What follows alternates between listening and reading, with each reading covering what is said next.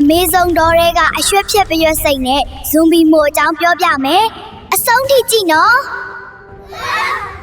သူတို့ဟာအမေဆုံးမိုးသက်တော်ရဲ့အင်အားအကောင်ဆုံးကန်ထရိုက်တာတွေဖြစ်ကြပြီး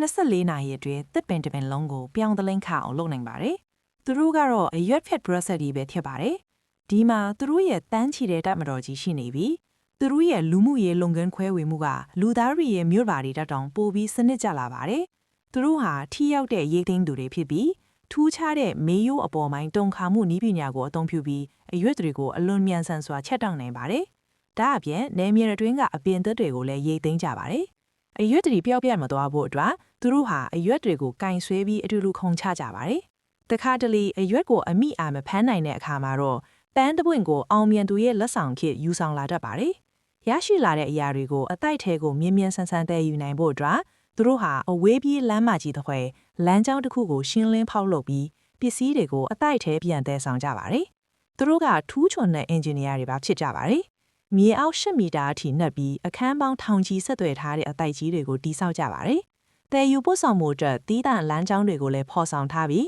ပစ္စည်းတည်ယူမှုထိရောက်စေဖို့တေးကြဆောင်ရွက်ပါတယ်။အတိုက်ထဲတည်လာတဲ့ဒီအရွက်တွေကိုသူတို့ကတိုက်ရိုက်စားတာမဟုတ်ပါဘူး။ဒါတွေကိုမြေစီလွာအဖြစ်အသုံးပြုပြီးအကျိုးပြင်မှုန့်တစ်မျိုးကိုစိုက်ပျိုးမွေးမြူကြတာဖြစ်ပါတယ်။ဒီမှုန့်စိုက်ခင်းဟာပရက်ဆင့်သားလောင်းတွေအတွက်လိုအပ်တဲ့အာဟာရတွေကိုအဓိကထောက်ပံ့ပေးပါတယ်။ဒီအဖိုးတန်တဲ့အာဟာရအရင်းမြစ်ကိုကာကွယ်ဖို့အတွက်သူတို့ဟာဘက်တီးရီးယားတွေနဲ့မဟာမိတ်ဖွဲ့ပြီးယောဂပိုးမောက်တွေကိုပူးပေါင်းနှိမ့်နှင်းကြပါတယ်။စီကန်းကြီးပြီးအရာရာကိုအောင်မြင်တဲ့ဒီတပ်မတော်ကြီးဟာဒီနယ်မြေကိုစိုးရိမ်ဖို့ကန့်ပါလာသလိုပါပဲ။ဒါပေမဲ့မိုးတစ်တော်ရဲ့နေရာမှာကဘဲသက်ရှည်မျိုးစိတ်မှာထာဝရအသာစီးမရဘူးဆိုတာပါပဲ။ပရက်စိတ်တကောင်ရဲ့အပြုတ်မှုတွေထူးဆန်းလာပြီးပင်ကုတ်ပြီးတဲ့စန့်ကျင်ဘက်အပေါ်ကိုတရဆက်ဒရာတက်သွားတဲ့အခါ